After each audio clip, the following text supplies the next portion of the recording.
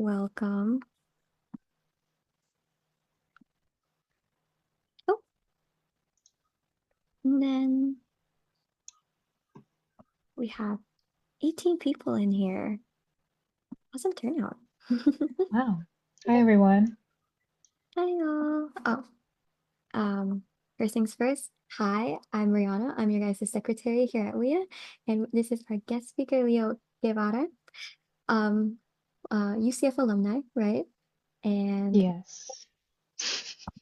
now a writer for animation and TV.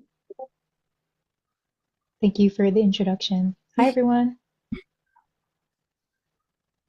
Hi, everyone. I see a lot of familiar people here. If you guys want to at any point in time. Oh, by the way, we're gonna have a Q&A at the end. Cameras on would be nice. I'd like to see everyone's beautiful faces, but of course, it's up to you all. And yeah, I We have think Forget Me Not fans in the chat. everyone loves Forget Me Not. That's UCF's baby. It really is UCF's Aw, baby. that's so sweet. Aw. But yeah, I think we can get started now if you'd wanna begin. All right, let's do this. Hi, everyone. My name is Leo. Brianna just introduced me, but I'm going to do it again just in case you just came in. Um, I was originally a character designer and now I pivoted to story writing. So I'm going to talk to you guys a little bit about applying for internships.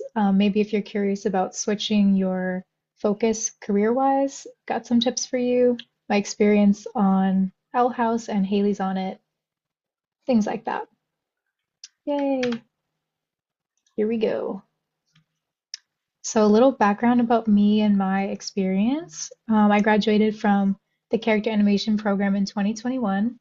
And as I have seen in the chat, I worked on Forget Me Not. Thanks for being fans. I was a co-director on that, as well as a bunch of other things on that short, which we will show later at the end of this presentation. But yeah, that was a great experience that helped me eventually get an internship at Disney TVA shortly after I graduated. Once I went to TVA, I originally started in character design. I did some character designs on the Owl House and did some production interning on Haley's On It. That experience was my first experience in the industry and a really, really good one to have because I got to meet so many cool people during that. And I'll circle back to that in just a little while. But afterwards, I decided I wanted to pivot to writing. So that's where I'm currently at in my career. I moved to Los Angeles to stay connected, to develop my voice as a writer, and to sort of kickstart my career a little bit further. And then ever since then, I participated in the Netflix Career Foundations program and the Diverse Voices Mentorship through Kidscreen. So yeah.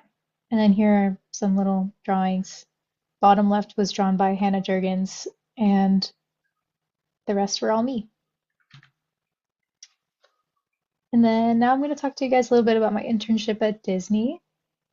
So that was definitely something, um, positive parentheses, getting to meet some of the creators and artists on these shows was one of the best experiences I've ever had. And they were very sweet people who have continued to support me in my career and are people I can reach out to for guidance, advice, things like that. So if you do end up getting an internship, talk to as many people as you can during it because they will be your lifeline, especially now. But yeah, during that internship, I worked as a creative intern, which means that I was making actual designs that were being used in the shows. I did mostly character design for Owl House because Haley's on It was so early in production at the time that they didn't have character designs yet. They were still debating what Haley should look like and what the show title was going to be. So I mostly sat in on production meetings there. In terms of what other things I did at Disney, I shadowed a bunch of artists. I got to talk to writers, creators, showrunners, production teams. I did this entirely remotely on Zoom from Florida. So I got to sneak into more meetings than I probably could have in real life, which was kind of cool. I just asked, like, hey, can I sit in on this? And they were like, sure, that's chill. And that's how I kind of discovered that writing was awesome because I got to sit in on writing meetings as well. And there was also this side project that we did as interns at the Disney internship program, which was we had to create and pitch a series to the development department with our fellow interns. And that was the first time I really had experience pitching a show to a real studio, which was very scary at the time, but a great experience nonetheless. And overall, I would say I talked to maybe 40 people on Zoom during that time, which doesn't sound like a lot, but in retrospect, it was quite a bit over the course of like 2 months. So that was really fun. And then, yeah, here are the posters for Owl House. Haley's on it. Great time. Love Hootie. Big fan. And then I've included some of the design work that I made for Owl House. These were, well, the top left is a special design for characters. So it's a specific screenshot that you get to draw all the little details in so that the color designers know exactly what to color and exactly what that screenshot is going to look like. Bottom left is a typical character turnaround for V in the future. If you saw the show, I'm sorry, this might be a small spoiler, but yeah, some fun things. And now I'll talk to you a little bit about pivoting your career, if that's something that you're interested in. I say it's never too late to decide that you want to do something different. It's great to give new fields of study a chance and to discover that something fits your skill set a little better than you thought. So, yeah, originally I started as a storyteller here at UCF. I was part of the story team for Forget Me Not. I think maybe before I was even a director because I got put on to direct afterwards. But I wasn't really sure what I wanted to do long term in terms of my career at the time. But I really liked the storytelling process. I liked working in a group setting with my teammates and bouncing ideas off of each other. So during that, I kind of realized this could be this could be cool. Um, although when I applied for Disney, I was urged by recruiters to pursue character design, which is why I ended up in that faction originally. But I went rogue during my internship, and that was when I decided I was going to sit in on all of the script reads and writers' rooms. And I got to try my hand at writing and receiving feedback from writers on the show through writing a spec script for the Owl House. I got to talk with Dana and some of the other writers who encouraged me to pursue it and give it a shot, and I ended up really liking it. To be honest, I didn't know that writing was a job that I could actually do until I saw people doing it. So you never know what you'll find out as you talk to more people.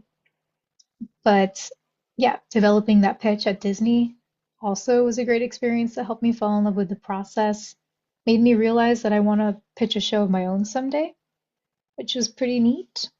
And then I've been reaching out to writers for as long as I can remember since then to try to learn as much as I can self-taught. Because I didn't actually study writing when I was at UCF. That was something that wasn't really part of the curriculum, so I've been sort of figuring out how to do that on my own after graduating.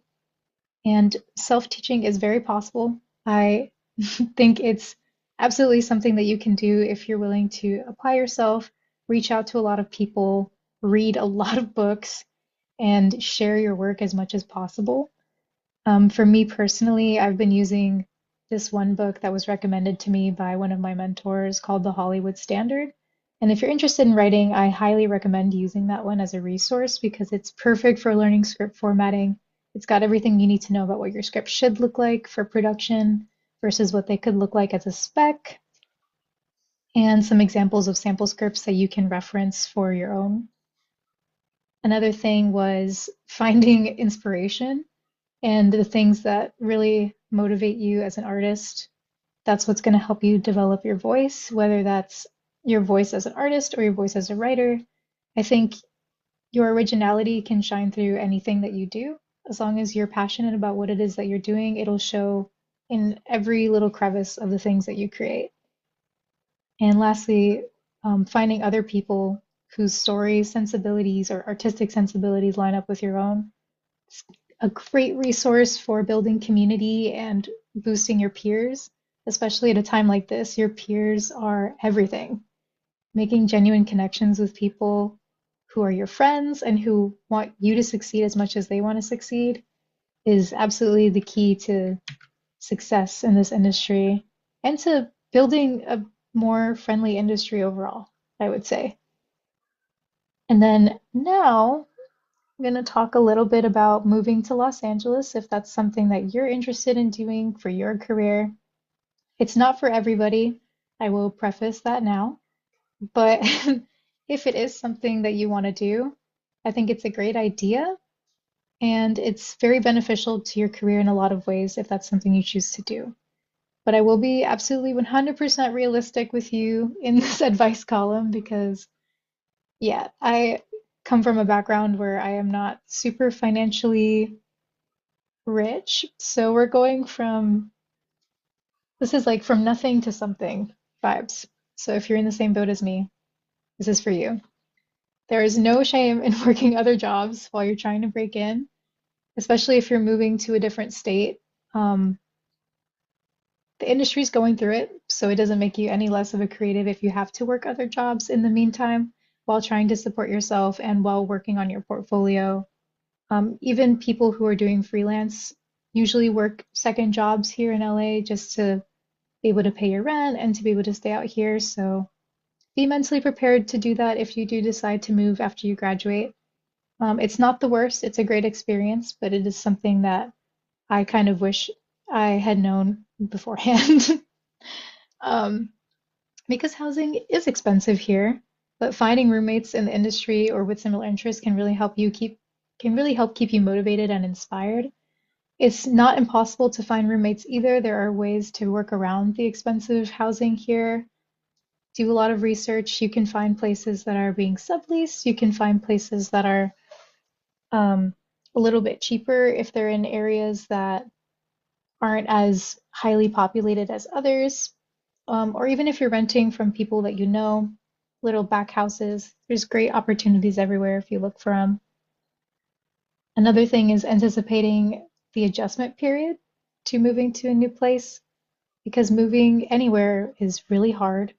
So it's going to take some time for you to get accustomed to everything, meet new people, find your community, and heal from that separation from your friends and from where you're originally from.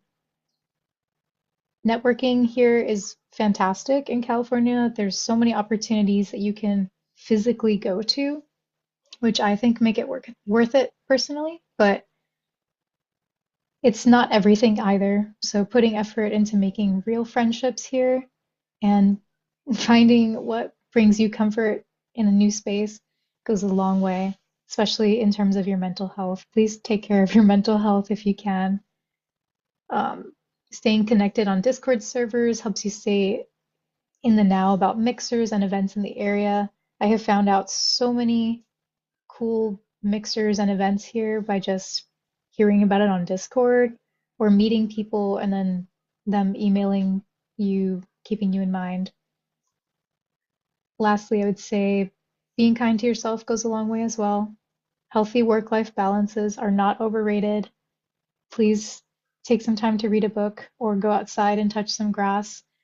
Because burnout is very real and it will set you back quite a long way. So taking the time to avoid that, I highly recommend it. Yay! That's my cat. I drew her in here too because she's my best friend.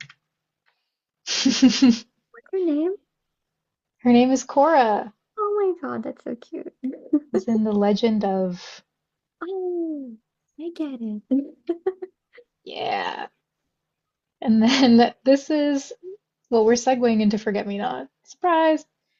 Uh, but this is, I believe, a storyboard panel for the opening of Forget Me Not, if you've ever seen it. And just an example of some of the work that we did while at UCF for that short. I think I'm going to play the short for you in just a moment, but you'll be able to see what this looks like in the final version versus what it looked like a long time ago. Oh wow, I remember this. Sweet. And here's Forget Me Not. We're gonna watch it. Yay! Let's go.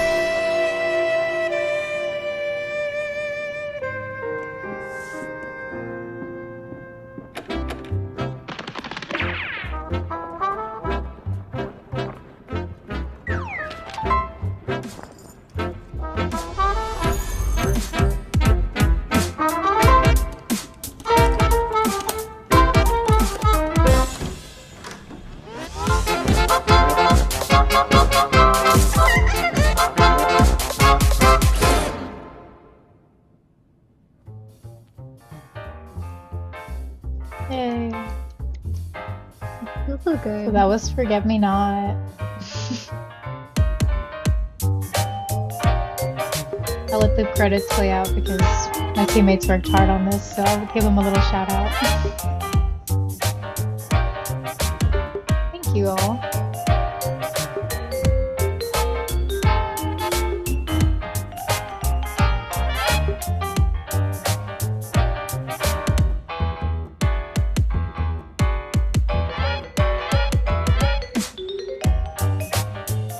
I forgot how good the end credits song was.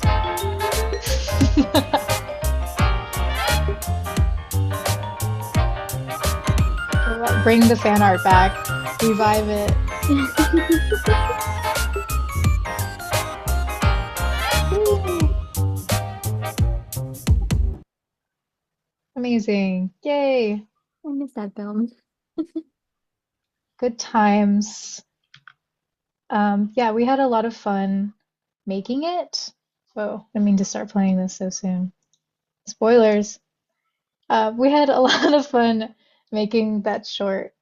Um, the sound was done by a composer that we brought on with us, but I was the music lead for that short, so I worked very closely with the composer to make the music for it. And we spent a lot of time trying to get that ragtime piano during the gag scene to be just right. And I'm so proud of it every time I watch it. Um, but yes, this was what we did during our time at UCF. I believe my team was about 17 people total. There were 17 of us who worked on it. Half of us were working on 2D, the other half were working on 3D. So everybody kind of got to focus in what they wanted to do within the industry. Not gonna lie, I I did everything possible to try to get the faculty to let us do a partially 2D film so that those of us who wanted to do 2D could get that experience and could have fun doing it. And I'm glad it turned out the way it did. I'll show you guys what Ollie's puppet looks like in just a second because we did use a rig for the 2D as well. But I've also included some work from behind the scenes. Thank you. In regards to the comment section. These were some of the original storyboards that were cut. These were some that I did for the short. But yeah, we did have a lot of fun. There was a lot of story changes in the process that we went through, a lot of deliberation on how evil we wanted Ollie to be, and we decided on very, and lots of just pitching different gags and pitching overall what we wanted the story to be about at its core. I think it turned out pretty well. These were some character designs done by one of our art directors, Jamie Brown. We had two art directors for this short because we had the 2D and the 3D, so we had one in charge of each. Jamie was our art director for 3D, and he was absolutely fantastic at drawing 3D animal characters, so we were very lucky to have him on our team to help us bring Olivia to life. Very expressive, extremely talented artist. Oh wait, where's the other one? I'll go back to Ollie there, but any questions about this presentation? We have a question from Elise, if you don't mind unmuting. Mm. Hello, is this thing on? Hi. Hi. So yeah, it's like really cool to like also like meet like not only like someone that's in the industry, but also alumni from UCF, Go Knights and all. Go Knights. Um, yes. But also, yes, it really like the animation like really does like bring me back. With like the design with like Ollie, with like Oswald the lucky rabbit that was like I think like the original like concept from Walt Disney before Mickey Mouse prior. But also just like I think like also I guess like has like to interpret like ways of like with like nostalgia and what is like modern in terms of like 2D and 3D design. You just see like a lot of like debate or like discussions about like 2D versus 3D, but also just like also is just like having to like be like going like with the times as of like now and just like having like technology like be more advanced and all. But also I just like want to ask a question like for you, just like in like in like storyboarding and like character design to like script writing, like how do you like find like your niche or like where you say that this is like where you belong in your career? You feel like this is like your not your final step, but like your overarching goal in your career and profession. Gotcha. That's a great question. I would say everybody's niche comes to them at different times, and a lot of it is experimenting with as many different, I guess, art forms as you can to find where you are. Sometimes you get the chance to do that at school. I know working on Forget Me Not, we got the chance to try our hand at literally everything. Um, we got to do character design, storyboards, writing, 3D, all of it, rigging, even the things that we didn't want to do, we learned how to do. Um, and you get Of a course. chance to explore a lot of it. I know they tell you a lot of the times that picking one focus is good, but I am a true supporter in being able to try different things out and maybe like balancing two until you find the one that you want to do long term. I thought mine was going to be character animation. I tried it, didn't end up wanting to do it full time, 40 hours a week, because writing just felt like something I could do more of what I wanted to do with. Personally, for me, I wanted to be able to have influence in the story and be able to create the characters and worlds that align with my values and get to inject some of my own personal background and perspective into those stories, um, in an industry that is historically lacking in some voices from different communities. And True. that's how I figured out that that's what I wanted to do. But it is a lot of trial and error, so don't be afraid to try something and change your mind. You really don't know until you try it. And I hope that answers the question. Does thank you so much. No problem. Thank you for that answer. And for the next question, I think the next hand is Kessa, if you don't mind unmuting. Hello. Can y'all hear Hey, me? yes. Yes, I just wanted to ask a little bit about like the Disney internship process. I don't know if you were about to talk more about internships or not. Shoot, you can shoot a question. Yeah, okay, well, so I'm getting ready to apply to a Disney internship and just like internships in general since I'm in my junior year right now. And something that I was wondering was obviously it's important to like tailor your portfolio depending on what job you're applying for, or I guess what in this case what internship you're applying for. But what would you say is like the balance between like showing your own like personal style or your voice or like what stories you're interested in telling versus also trying to appeal to the stories of whatever studio you're trying to tell or trying to get into, I would say. That's another great question. I'm going to give you a very personal answer because I think everybody's viewpoint on that is a little bit different, but mine is how I ended up getting my internship. So personally, I believe that having more work that's centered towards you and your vision is going to be more beneficial in the long run than trying to tailor to a studio because oftentimes they're trying to pair you to the project. Um, so they're trying to see if there's an artist that's natural vision aligns with a project that's already being made.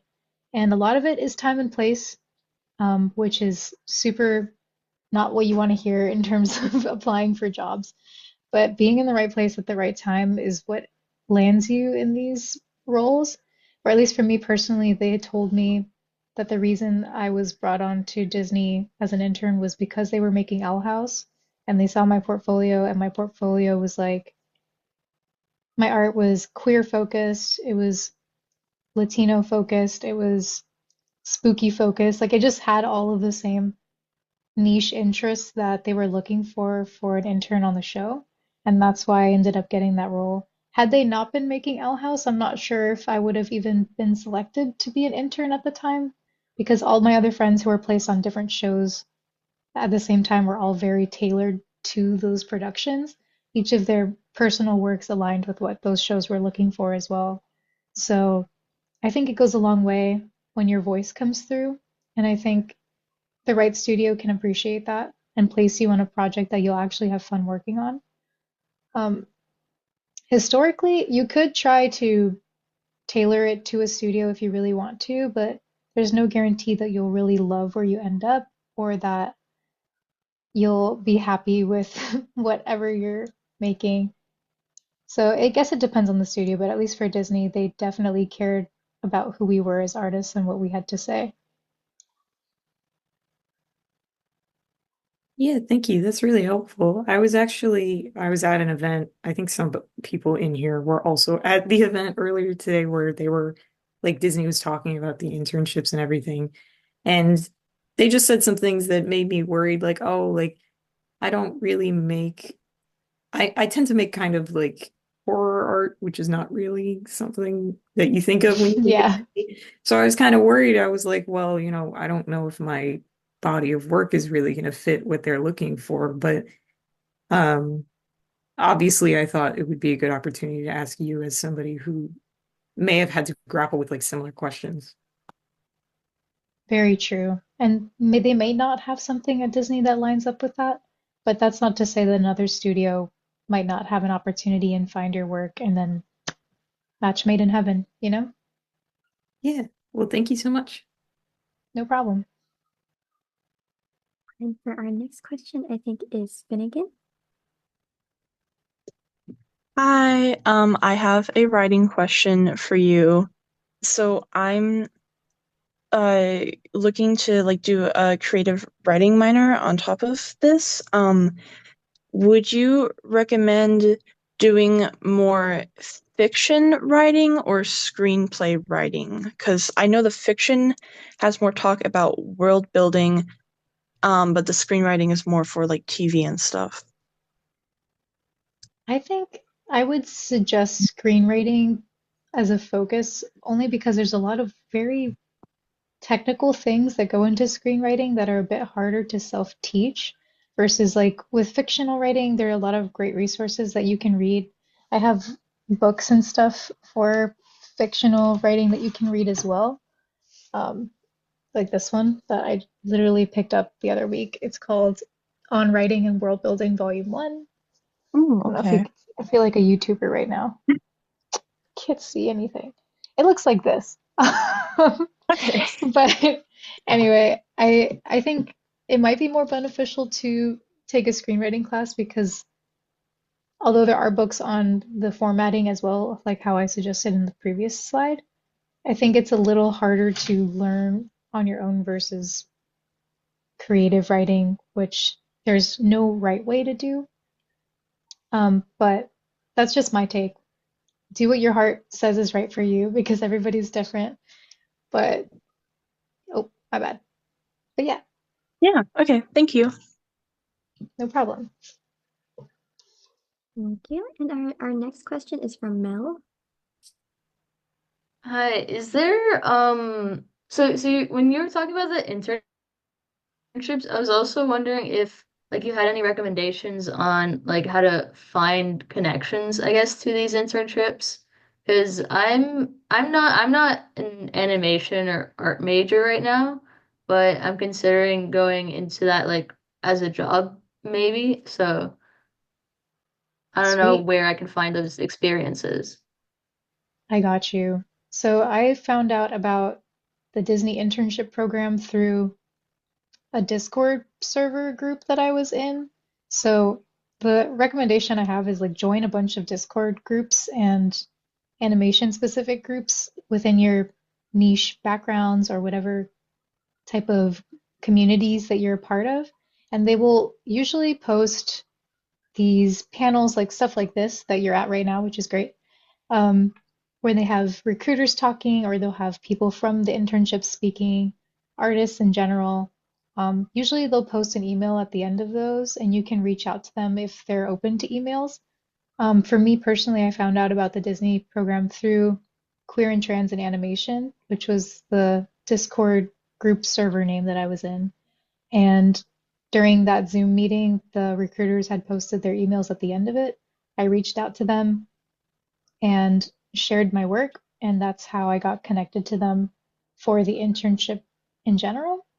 And I would say that's usually how it goes. I didn't have any connections previous to these programs. Like I know there's Rise Up Animation, which is a good resource if you're a person of color. There's Latinx in Animation, which is another group I'm part of. If you're Latino, there's Women in Animation, which is hosting this.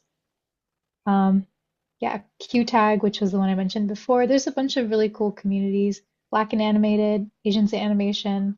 There's a lot of really great ones, and they will usually connect you to the right people who are in similar focuses and fields. And a lot of it is just taking a chance and trying to see who you can connect to. Not everybody's going to be able to reach out or talk, but you never know unless you try. So, highly recommend doing that.